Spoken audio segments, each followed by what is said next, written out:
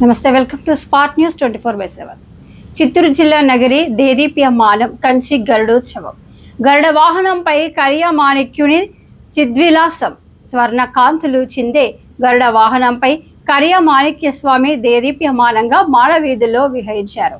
శనివారం పట్టణ పరిధిలో టీటీడీ ఆధీనంలోని శ్రీదేవి భూదేవి సమేత కరియా మాణిక్య స్వామి ఆలయంలో నిర్వహించిన కంచి గరుడ సేవ అత్యంత వైభవంగా జరిగింది. ఈ సందర్భంగా ఆలయంలో ప్రత్యేక పూజలు నిర్వహించారు. సాంప్రదాయబద్ధంగా స్వామిని సుందరంగా అలంకరించి సువర్ణ శోభిత గరుడ వాహనంపై ఉంచారు.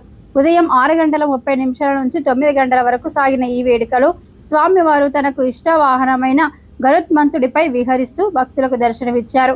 మాడవీధులు గోవిందనామ స్మరణతో మారుమోగాయి.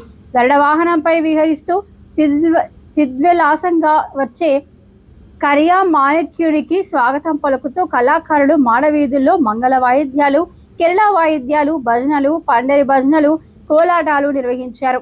ఆద్యాంతం వేద పండితులు వేద మంత్రోచ్చరణ చేశారు. గరుడ సేవను తిలకించేందుకు పెద్ద ఎత్తున భక్తులు తరలి రావడంతో మాడవీధులు కిటకిటలాడాయి.